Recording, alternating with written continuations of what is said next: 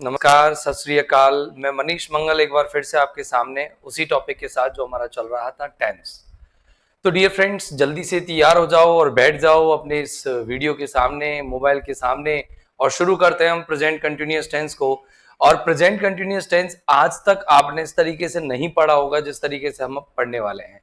तो आपने present indefinite tense को सक्सेसफुली पढ़ लिया था। अब हम चलते हैं प्रेजेंट कंटिन्यूअस टेंस पर। ये हमने डाला present continuous tense, right. Present continuous tense, present continuous tense. देखिए, वर्तमान अपूर्ण काल मतलब वर्तमान में ऐसे कार्य जो अपूर्ण हो, जारी हो, उनको दर्शाने के लिए हम जिस टेंस का यूज करते हैं वो है या वह है present continuous tense. Okay dear friends, तो क्या है इसका लैंग्वेज, क्या बनेगा कि वह टेंस जिसमें क्या होता है, जिसमें वर्तमान में प्रेजेंट में अपूर्ण व जारी कार्यों को दर्शाया जाता है, जारी कार्य को दर्शाया जाता है, क्या कहलाता है, दर्शाया जाता है। वह क्या कहलाता है, प्रेजेंट कंटिन्यूअस टेंस, राइट। क्या कहलाता है, प्रेजेंट कंटिन्यूअस टेंस कहलाता है। तो क्या यहां आपको कोई दिक्कत है, बताइए। कहीं पर इस डेफिनेशन में किसी भी शब्द को समझने को लेकर के कोई दिक्कत है? मुझे लगता है आपको ये क्लियर हो गई होगी कि हमको किन चीजों पर ध्यान देना है, अपूर्ण व जारी कार्य पर। अब इस टेंस को हम रिप्रेजेंट कैसे करेंगे, हम पता कैसे लगाएंगे कि यही टेंस है ये? तो देखो, हम ये देखेंगे कि अगर सेंटेंस एक्टिव वॉइस का नजर आता है, मतलब अगर सेंटेंस में कर्ता अपनी जगह पर ही हो, यानी कि क्रिया को करने वाला सब्जेक्ट क्रिया से पहले हो, तो हम is, am, are plus verb first I N G का यूज करेंगे। और यदि सेंटेंस पैसिव वॉइस का हो, अर्थात सब्जेक्ट की जगह पर ऑब्जेक्ट हो, यानी कि क्रिया से पहले आने वाला जो भी नाउन या नाउन फ्रेज है वह नाउन या नाउन फ्रेज कार्य ना करे बल्कि उस पर कार्य हो, तो मैंने आपको ये पहले बता दिए थे कि किस तरीके से आप एक्टिव आइडेंटिफाई करोगे, किस तरीके से आप पैसिव को पहचानोगे। तो देखो हम क्या करेंगे, is, am, are plus being plus verb की थर्ड फॉर्म लगा देंगे, राइट ना, ऐसा कर देंगे। अब देखिए मेरी बात को ध्यान से सुनिए, ये एक्टिव हो गई, ये पैसिव वाली बात हो गई। ओके, जैसे मैंने एक एग्जांपल लिखा, आप समझना, पहले इनको एग्जांपल्स को समझना। जैसे मैंने कहा कि Sohan is waiting for me, Sohan is waiting for me. अब मैं पूछूं कि बेटा बताओ इस सेंटेंस में कौन सा टेंस है, तो आप क्या करोगे, आप देखोगे सर इज एम आर आ रहा है, ठीक है, ये तो हो गई आपकी क्या, हेल्पिंग वर्ब, और ये हो गई आपकी वर्ब की फर्स्ट फॉर्म में आईएनजी, राइट। तो जब is am are verb first I N G आता है तो टेंस कौन सा है, प्रेजेंट कंटिन्यूअस है। अब पता लगाओ सेंटेंस एक्टिव का है पैसिव का है। देखो वेट कौन कर रहा है, वेट करने वाला कौन है, सोहन, यानी कि हमारा सब्जेक्ट है, राइट, कोई दिक्कत नहीं है। अब देखो जैसे मैंने कहा कि trees are cutting, trees are cutting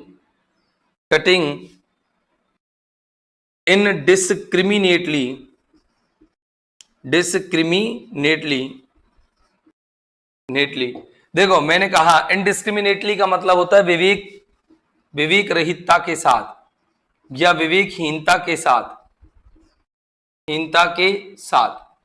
अब देखो तुम, अब इस सेंटेंस में देखो आप क्या होता है कि पेड़ काट रहे हैं, यानी कि आप देख रहे हो कि कंटिन्यूअस टेंस है, और वो भी कौन सा, प्रेजेंट का कंटिन्यूअस, राइट, हाँ या ना, है या नहीं, है ना। अब आप क्या करोगे, अब आप देखोगे कि सर ये सेंटेंस एक्टिव का है पैसिव का, तो आपको पता लगेगा पेड़ जो है काटने की क्रिया नहीं कर सकते तो सेंटेंस पैसिव का है, तो इसमें ये वाली वर्ब नहीं आएंगी, वर्ब आएंगी आर बीइंग कट। क्या आएगा, are being cut, third form आएगी कट कट कट, राइट ना, यही होगी वर्ब।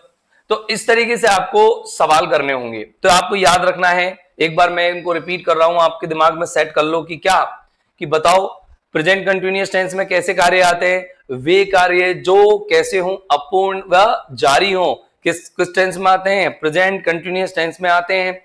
और इस टेंस के एक्टिव में क्रिया क्या होती है बताइए? Is, am, are plus verb first में आईएनजी। जबकि पैसिव में कैसी होती है बताओ? हाँ, is, am, are plus being plus verb की थर्ड फॉर्म। Very good. अब मैंने ये दोनों सेंटेंस आपके सामने लिख दिए हैं।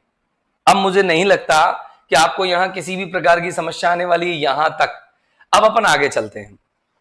अब हम आगे चलते हैं तो देखिए आगे हम पढ़ रहे हैं कि किस तरीके से अपन ने ये जो वर्ब पढ़ी है इनको हम पहचानेंगे कि ये इसी टेंस की वर्ब है। तो देखो, यदि ये मैं एग्जांपल सिर्फ कर रहा हूं बस, आप याद रखना, अगर आपके सेंटेंस में ये रहा, ये चीज ध्यान रखनी है आपको, यदि सेंटेंस में मतलब वाक्य में एडवर्बियल्स के रूप में, एडवर्बियल्स के रूप में नाउ, देखो नाउ यानी अब, स्टिल अभी भी, स्टिल का मतलब क्या होता है? अभी भी, स्टिल, करेंटली फिलहाल, presently, PRESENTLY, presently, at the moment या at this moment, at present, वर्तमान में, at present, now A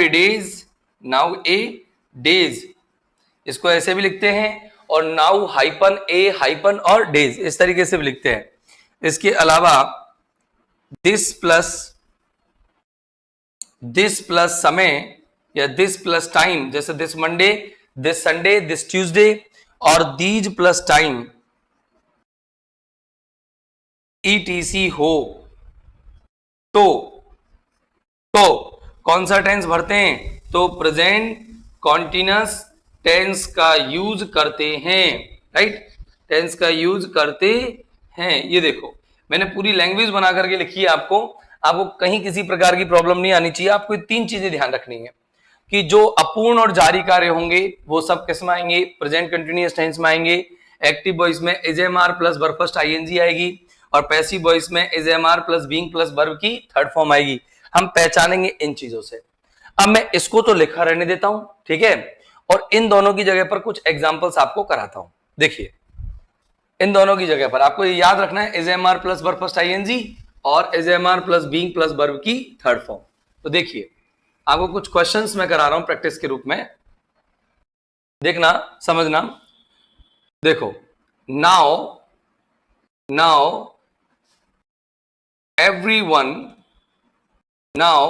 everyone dash get ready for the picnic, PICNIC। बताओ इसमें क्या आएगा? इसमें आप देख सकते हैं कि यहां पर क्या आ रहा है? नाउ देखते ही आपके समझ में आ गया कि भैया हर कोई पिकनिक के लिए तैयार हो रहा है, अभी तैयार नहीं हुआ है, अपूर्ण कार्य है। और अब क्या करेंगे हम? एवरीवन को देख करके हम सहायक क्रिया क्या लगाएंगे? इज। और बताओ हर कोई तैयार खुद ही हो लेगा या किया जाएगा? खुद ही हो लेगा ना, तो एक्टिव का है, तो अपन क्या करेंगे? गेट में क्या लगा देंगे? ING, getting, right? कोई दिक्कत है? मैंने कहा कि जैसे nothing dash still teach to you तो देखो कि अभी भी तुम्हें कुछ नहीं पढ़ाया जा रहा है, तो अपन ये बोल रहे हैं अपूर्ण काम है, मतलब अभी भी जैसे बात करें कि कुछ पढ़ाया जा रहा होगा आप लोगों को, तो कुछ भी नहीं पढ़ाया जा रहा है। तो आप यह इससे पहचान सकते हो कि स्टिल आ रहा है। स्टिल आते ही आपके दिमाग में आ गया कि प्रेजेंट कंटिन्यूअस टेंस आएगा, और प्रेजेंट कंटिन्यूअस टेंस या कंटिन्यूअस टेंस की वजह से आप इसमें क्या भरने वाले? Is, am, are plus verb first ING active में, और is, am, are plus being plus verb की थर्ड फॉर्म पैसिव में। पता करो सब्जेक्ट कौन है? नथिंग निर्जीव है, और निर्जीव कभी किसी को कुछ पढ़ा नहीं सकता, तो सेंटेंस पैसिव का हो गया। तो यहां पर लिखेंगे is still being taught, right ना? बीइंग प्लस वर्ब की थर्ड फॉर्म यहां आना है। एक एग्जांपल और मैं आपको दे रहा हूं, आप उसमें बताना कि एक्टिव का है या पैसिव का है। मैंने कहा कि देखो एक एग्जांपल लिया मैंने कि a few words of morning prayer, a few words of morning prayer prayer dash chant at this moment।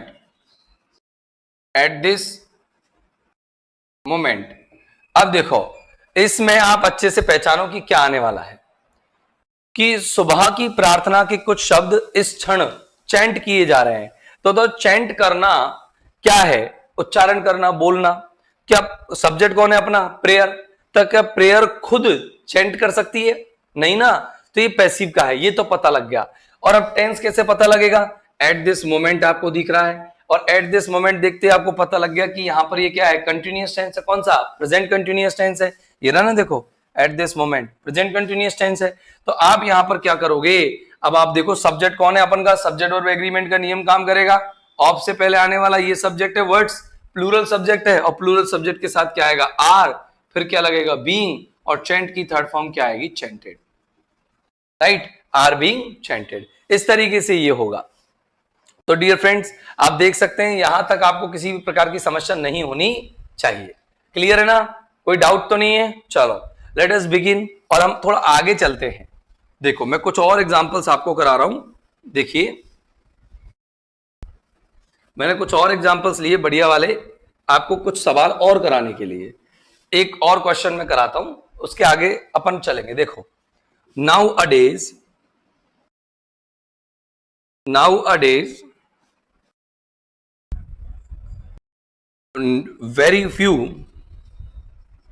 very few policies for education launched by Indian government GOVERNMENT। अच्छा भैया, अब मैं आपको ऑप्शन दे रहा हूं चार। पहला ऑप्शन दिया is launching, LAUNCHING launching. B have launched, LAUNCHED। C are launching, LAUNCHING। और D are being launched, LAUNCHED। सबसे पहला काम आप क्या करोगे? ऑप्शन डिलीट करने का। अब ऑप्शन डिलीट कैसे करते हैं डियर फ्रेंड्स? देखिए मैं आपको ऑप्शन डिलीट करना बता रहा हूं। नाउअडेज देखा, नाउअडेज देखते ही आपके दिमाग में एक चीज आ गई कि क्या है? Present continuous tense. राइट, यही आया ना? प्रेजेंट कंटिन्यूअस टेंस से आपके माइंड में आ गया। अब आप प्रेजेंट कंटिन्यूअस टेंस के ऑप्शन नहीं होने हटाओ। ये है, ठीक है रख लो। ये नहीं है ना, हटाओ। ये है और ये है। राइट, अब तीन है। अब आप पहचानो सब्जेक्ट कौन है। देखो सब्जेक्ट है very few policies for education. तो एजुकेशन से पहले ये पॉलिसीज आपका सब्जेक्ट है, और सब्जेक्ट कैसा है? Plural.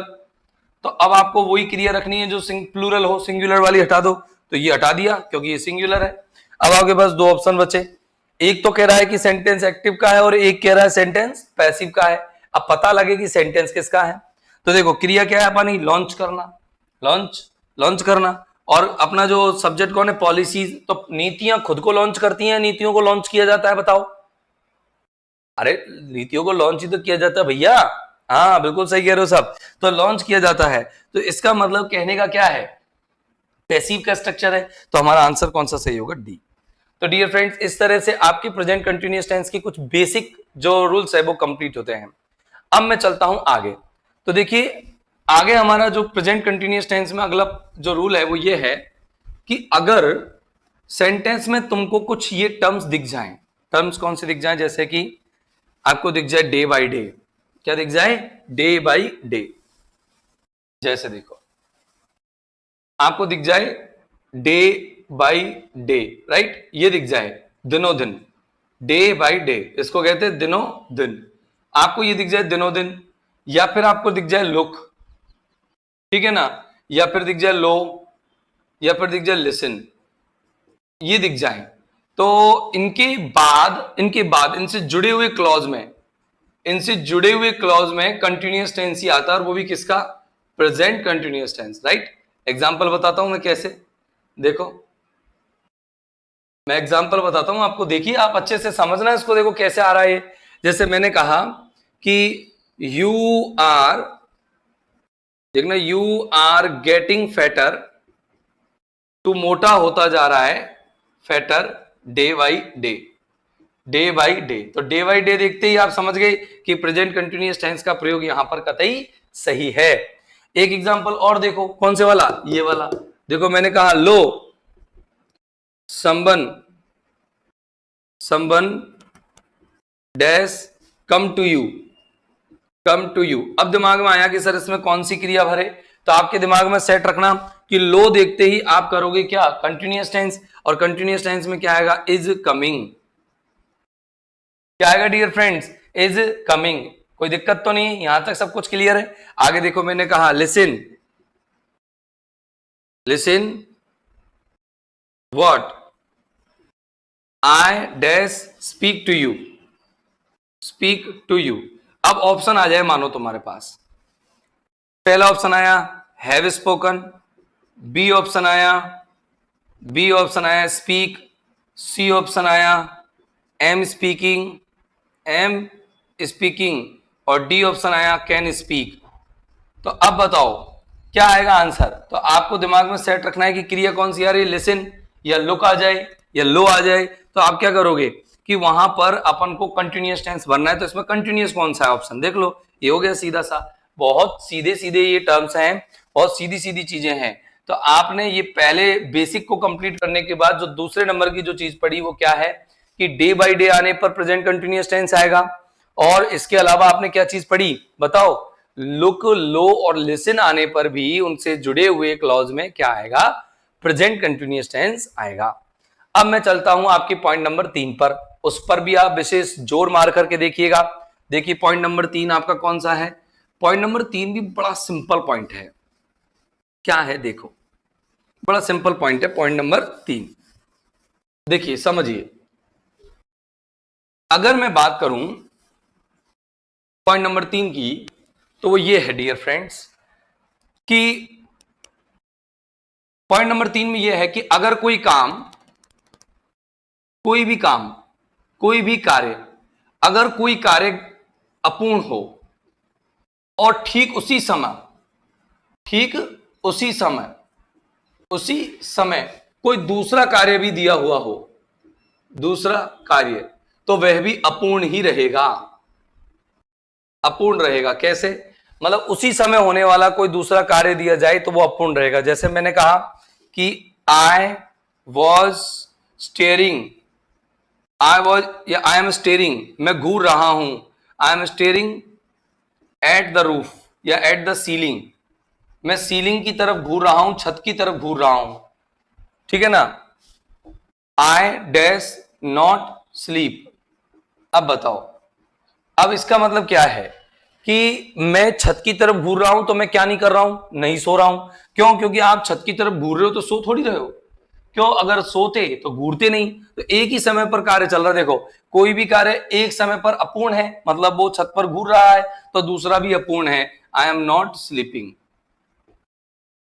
I am not sleeping, ठीक है ना, ये हो जाएगा। जैसे मैंने एक एग्जाम्पल लिखा, मैंने एक एग्जाम्पल और लिखा, मैंने कहा कि we are watching TV, we are watching TV, हम टीवी देख रहे हैं। So we are not studying now, हम स्टडी नहीं कर रहे हैं, नॉट स्टडी, स्टडिंग नाउ। तो बताओ, या अब इसमें क्या समझ में आया, इसमें ये समझ में आया कि भैया जब टीवी देख रहे हैं तो हम स्टडी नहीं कर रहे हैं। एक समय पर दो काम हो रहे हैं और वो भी अपूर्ण है। ये टीवी देखने का काम पूरा नहीं हुआ और यहाँ पर स्टडी करने का काम पूरा नहीं हुआ। तो ये इस तरह के सवाल आपको क्या सेंस पर आधारित सवाल है, ये आपको खुद सोच करके समझ करके ही करने पड़ेंगे। अब आते हैं हम अपने इंपॉर्टेंट फैक्ट नंबर 4 पर। 4 नंबर का या 4th नंबर का फैक्ट क्या कहता है वो देखिएगा डियर फ्रेंड्स। कुछ क्रियाएं ऐसी होती हैं जिनको आप कभी भी इंडेफिनिट टेंस में तो रिप्रेजेंट कर ही नहीं सकते, मतलब आपको वो कंटिन्यूअस टेंस में ही यूज करनी पड़ती हैं। वो कौन कौन सी देखिए, जैसे एक क्रिया है राइज, एक क्रिया है फॉल, एक क्रिया है इंप्रूव, IMPROV इम्प्रूव, एक है इंक्रीज, ठीक है ना, एक है बिगिन, BEGIN, एक है स्टार्ट, ठीक है ना, एक है ग्रो। ये आपकी ऐसी चेंज, ये ऐसी क्रियाएं हैं जिनको आपको कंटिन्यूअस टेंस में यूज करना ही पड़ेगा, ठीक है, इनको आपको कंटिन्यूअस टेंस में यूज करना ही पड़ेगा। शायद ये थर्ड फोर्थ नंबर की चीज है। हाँ देखिए, फोर्थ नंबर का पॉइंट है कि rise, fall, improve, increase, begin, start, grow और चेंज। इनका अर्थ देख लो। राइज यानी बढ़ना, उदय होना, फॉल यानी गिरना, इंप्रूव यानी विकसित होना, इंक्रीज यानी बढ़ना, बिगिन यानी शुरू होना, स्टार्ट यानी शुरू होना, ग्रो यानी बढ़ना या उगना, चेंज यानी बदलाव होना। जैसे मैंने कहा कि जैसे the mentality, MENTALITY, by the mentality of people changes towards the patients of COVID-19 कि COVID-19 के जो पेशेंट्स हैं, यानी कि COVID-19 के जितने भी पेशेंट्स हैं, उनकी प्रति लोगों की मानसिकता बदलती है या बदल चुकी है या बदल रही है। तो अब आपको याद रखना है कि इंडेफिनिट टेंस में इसको नहीं लेना है। आपको चेंजेस दिख रहा है ना यहाँ, इस चेंज क्रिया को आपको कंटिन्यूअस में डालना है। लोगों की स्थिति बदल रही है, बदल नहीं चुकी है, बदली ये बदलती नहीं है, बदल रही है, ये कंटिन्यूअस टेंस में लेनी पड़ेंगी आपको। तो क्या आएगा? Is changing. तो मैंने कहा कि द प्राइस ऑफ या द प्राइसेस, कीमतें, the prices of all essential, ESSENTIAL, essential commodities, COMMODITIAS dash increase. अब देखो, अब अगर इसकी मैं बात करूं तुमसे, तो बताओ इसमें क्या आएगा आंसर? कि सारी आवश्यक जो सामग्रियां हैं, उनकी जो कीमतें हैं वो बढ़ चुकी हैं, बढ़ती हैं या बढ़ रही हैं। तो इंक्रीज क्रिया जो है वो अपन कंटिन्यूअस में लेंगे, तो क्या आएगा? आर इंक्रीजिंग, क्योंकि हमारा सब्जेक्ट यहां पर प्राइसेस है, राइट। और एग्जांपल ले लो, जैसे मैंने कहा कि द कंडीशन ऑफ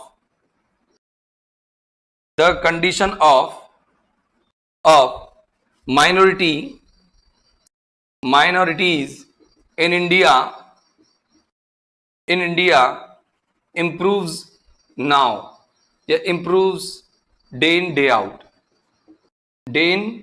out, मतलब दिन दोगुनी रात चौगनी है, लगातार बढ़ रही है। तो अब बताओ क्या करेंगे? improves की जगह पर क्या आएगा? is improving, कंडीशन बढ़ रही है, कंडीशन सुधर रही है, इंप्रूव हो रही है। तो इस तरीके से आप कोई सी भी क्रिया ले लो। मैंने कहा कि the flood water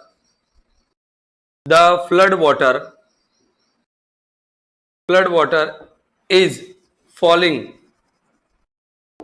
falling after the summer या after 2 days। तो अगर मैं हैज फॉलन लिख दूं, जैसे मैंने ये टेंस दूसरा लिख दिया हैज फॉलन, तो ये गलत होगा। जैसे आपने देखा ये क्रिया है और क्रिया देख करके आप क्या करेंगे? क्रिया देखी फॉल, तो आप कंटिन्यूअस टेंस में लेंगे और उसको लिखेंगे is falling after 2 days। Has fallen की जगह पर इज फॉलिंग आफ्टर 2 days, क्योंकि इसमें या तो पास्ट इंडेफिनिट टेंस आएगा, या पास्ट कंटिन्यूअस आएगा, या प्रेजेंट कंटिन्यूअस आएगा, राइट। इनमें क्या है कि सभी, आप तो ये ध्यान रखो कि आपको इन जो क्रिया है इनमें आपको प्रेजेंट कंटिन्यूअस टेंस का यूज करना है। किनका यूज करना है? इन क्रियाओं में प्रेजेंट कंटिन्यूअस टेंस का यूज करना है। अगर इस स्थिति में कोई भी, अब मैं जो सवाल कराऊंगा आपको, प्रैक्टिस कराऊंगा कुछ क्वेश्चंस की, तो उसमें ऐसे कई सेंटेंस बैंक एग्जाम में पूछे गए हैं जहां पर इन क्रियाओं का बहुत विशेष योगदान रहा है, आप उनको पढ़ेंगे। ओके डियर फ्रेंड्स, तो अब चलते हैं हम अगले टर्म पर, अगली चीजों पर। तो देखो, आपको पता है कि कुछ क्रियाएं होती हैं उन्हें स्टेटिव वर्ब कहते हैं, राइट। वो स्टेटिव वर्ब क्या होती हैं उनके बारे में मैं आपको बताता हूं। वो स्टेटिव वर्ब क्या होती हैं कि वो कंटिन्यूअस टेंस में कभी आती ही नहीं है, मतलब आप उनमें आईएनजी लगा नहीं सकते। उनमें आपको क्या करना पड़ेगा? हमेशा ही प्रेजेंट इंडेफिनिट या परफेक्ट टेंस यूज करना पड़ेगा। मतलब इंडेफिनिट या परफेक्ट टेंस यूज करो, लेकिन उनमें कभी भी कंटिन्यूअस नहीं आएगा, चाहे वो कंटिन्यूअस किसी भी टाइम का हो, प्रेजेंट का, पास्ट का या फ्यूचर का। जैसे कि मैं आपसे ये कह दूं कि भाई एक ऐसी क्रिया है होप, होप में कभी आप आईएनजी नहीं लगा सकते, तो आईएनजी किन में लगती है? कंटिन्यूअस टेंस में लगती है। कंटिन्यूअस टेंस कोई का भी हो, प्रेजेंट का कंटिन्यूअस हो, चाहे पास्ट का कंटिन्यूअस हो, चाहे फ्यूचर का कंटिन्यूअस हो, तो अब आईएनजी लगेगी नहीं तो आप लगा ही नहीं सकते, तो वो गलत होगी इस स्थिति में। तो इस तरह की चीजें अब हम पढ़ने वाले हैं डियर फ्रेंड्स। तो ना होल्ड योर हार्ट, और 5वें नंबर की चीज हम पढ़ेंगे, वो 5वां पॉइंट क्या है, चलो आओ देखते हैं।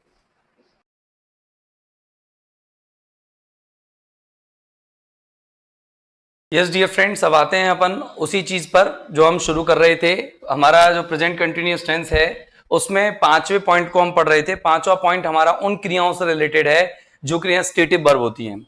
तो देखो, निम्न stative verbs BERBS, continuous tense CONTINUOUS continuous tense में नहीं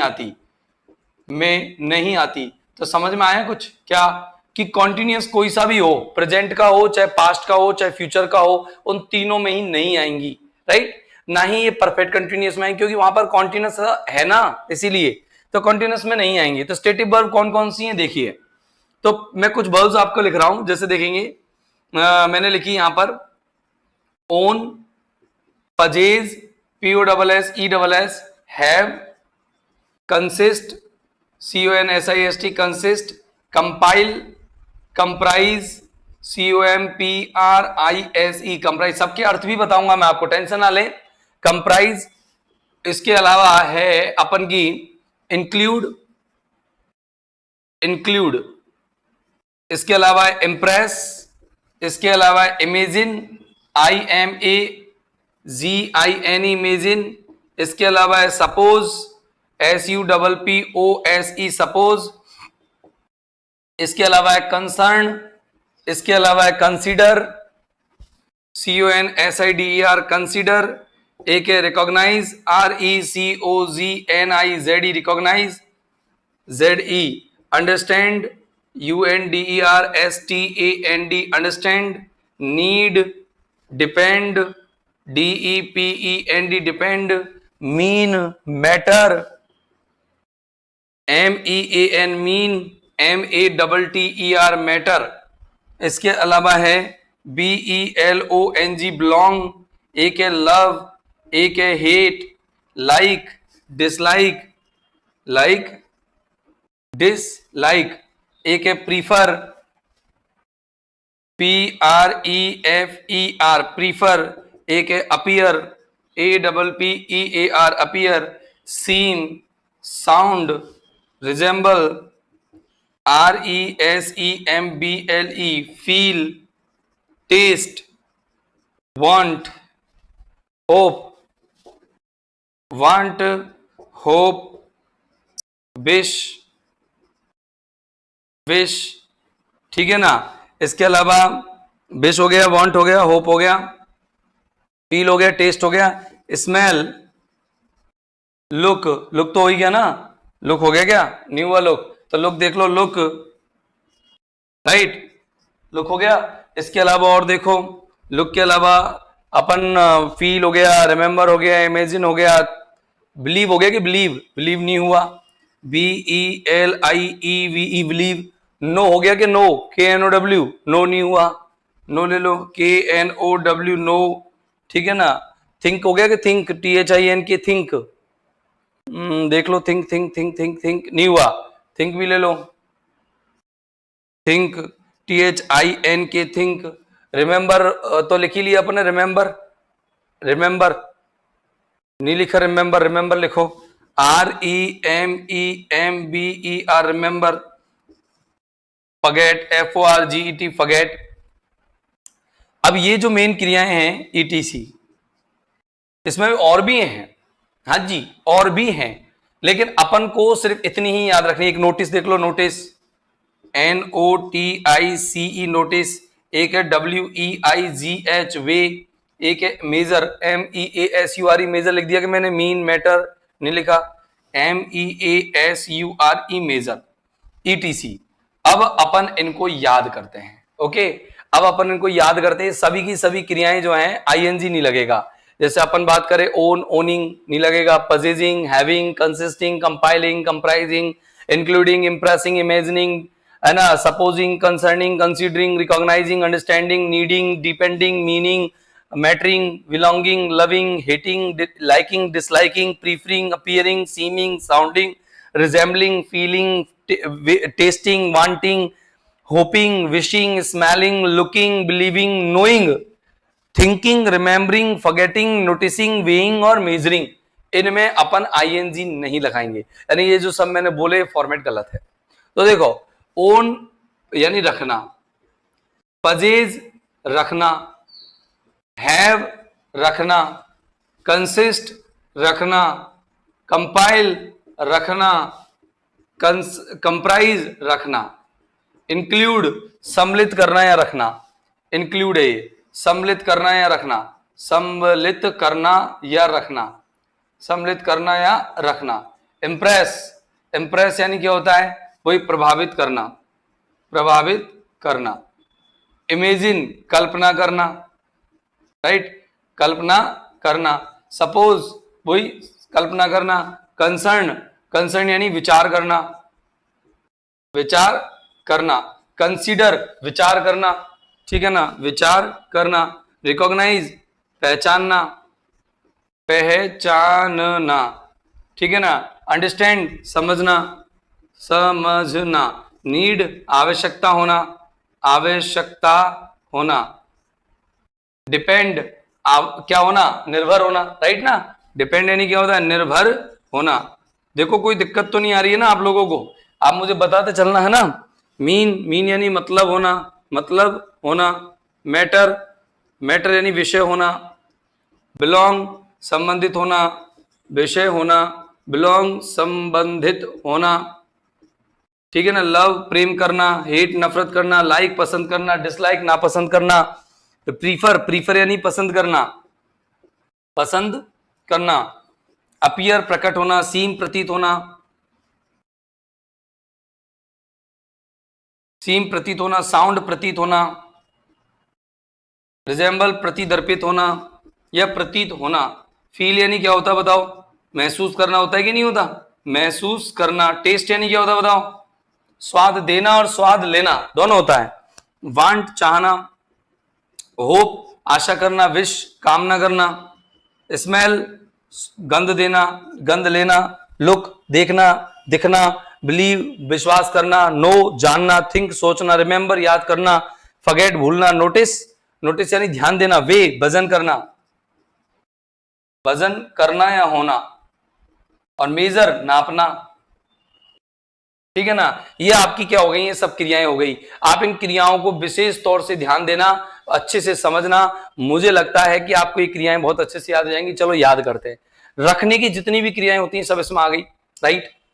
इसके अलावा सोच, दिमाग से संबंधित जितनी भी क्रिया होती है, इमेजिन, कंसीडर, रिमेंबर, फॉरगेट वगैरह वगैरह वगैरह, थिंक वगैरह, सब इसमें आ गई, ठीक है ना। फिर हृदय की जो चीजें होती है, love, hate, hope, like, dislike, believe, ये सब किसमें आ गई, ये भी इसमें आ गई, ठीक है ना। इसके अलावा आप जो हमारी जो इंद्रियां होती है, सेंसेस होती है, जो काम करती है, फील, स्मेल, टेस्ट, ठीक है ना, ये जो सारी क्रिया होती है, नोटिस, सी, सी भी इसमें है, एस डबल ई, सी रह गया, सी भी है, सी को भी इंपॉर्टेंट रूप में आप ध्यान रखना। तो ये सब क्रियाएं क्या हैं, ये सब ऐसी क्रियाएं हैं जो कि स्टेटिव वर्ब है, इनमें हम आईएनजी का यूज नहीं करेंगे। जैसे मैं कुछ एग्जांपल्स आपको दे रहा हूं, देखिए, जैसे मैं एग्जांपल दे रहा हूं, आप उनमें आप क्लियरली इसको कर सकते हैं, आप डायरेक्ट आंसर बताएंगे, मुझे मालूम है बहुत आसानी से कर सकते हो। देखो मैं आपसे पूछता हूं, एरर वाले सवाल पूछूंगा सारे के सारे, आप एरर बताएंगे उनमें कि एरर क्या है, और नो एरर का कोई सा भी ऑप्शन नहीं दूंगा, क्योंकि डेफिनेटली उनमें एरर तो होना ही होना है। तो देखो, why are you not, why are you not understanding my problem, understanding my problem, तुम मेरी समस्या को क्यों नहीं समझ रहे हो। तो बताओ, क्या अंडरस्टैंड उन क्रियाओं में नहीं थी, थी ना, अंडरस्टैंड थी ना उन क्रियाओं में, तो इसमें आईएनजी नहीं लगता, तो ये आईएनजी कट गया। तो अपन क्या करेंगे कि कंटिन्यूअस टेंस कौन सा है, प्रेजेंट कंटिन्यूअस टेंस है, तो अपन उसको स्टेटिव वर्ब के रूप में यानी इंडेफिनेट में यूज करेंगे। कंटिन्यूअस से ऊपर क्या आता है, इंडेफिनेट, और अगर ये परफेक्ट कंटिन्यूअस होता तो क्या आ जाता, परफेक्ट। राइट। तो एक टेंस ऊपर सरक जाओ, एक टेंस ऊपर क्या आएगा, डू, राइट, डूडा जाएगा ना। इंटेरोगेटिव वाक्य में डूडे जाते हैं, नेगेटिव वाक्यों में डूडे जाते हैं। अब जैसे मैंने एक एग्जांपल बोला कि what are they knowing, what are they knowing about me, about me, एक क्वेश्चन मैंने ये लिया, ठीक है डियर फ्रेंड्स, एक क्वेश्चन मैंने ये लिया। अब बताओ आप क्या करेंगे, नो में क्या लगेगा, आईएनजी लगेगा क्या, नहीं ना। तो फिर क्या करेंगे अपन, इज एम आर की जगह पर क्या लगा देंगे, do, what do they know about me. मैंने कहा एक एग्जांपल लिखा कि you are not remembering, REMEMBERING, remembering, you are not remembering how I helped you, how I helped you, कि मैंने तेरी कैसे मदद की, कि तू ये रिमेंबर ही नहीं कर रहा है कि मैंने तेरी कैसे मदद की। तो एरर किसमें है बताओ, ए में एरर है, बी में एरर है, सी में एरर है। तो क्लियर है कि रिमेंबर में आईएनजी नहीं आएगा, और रिमेंबर में आईएनजी नहीं आएगा तो आईएनजी हटाएंगे तो यहां पर क्या जाएगा, डू नॉट आएगा, you do not remember how I helped you. अब देखो ये अपन ने कंप्लीट कर लिया, ठीक है डियर फ्रेंड्स। अब चलते हैं हम अगली चीज पर, ये आपने कंप्लीट कर ही लिया है। अब देखो अगर मैं कहूं कि ये तीनों चीजों में से, अगर मैं कहूं कि इन तीनों एग्जांपल्स के अलावा और भी एग्जांपल हम देख सकते हैं। जैसे मैंने कहा कि द जज, JUDG, द जज is considering the whole situation, जज जो है पूरी स्थिति पर विचार कर रहा है। तो देखो क्या करेंगे अपन, कंसीडरिंग में आईएनजी नहीं लगेगा तो क्या होगा, द जज कंसीडर्स द होल सिचुएशन।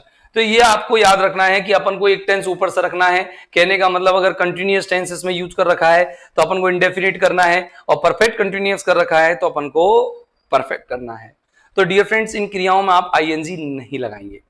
लेकिन अब मैं कुछ आपको इंपॉर्टेंट फैक्ट्स पढ़ाने वाला हूं, important facts about present continuous tense, तो वो हम अगली वीडियो में पढ़ेंगे। तो डियर फ्रेंड्स देखते रहिए, हम अगली वीडियो पर चलते हैं, important facts about present continuous tense. Okay dear friends.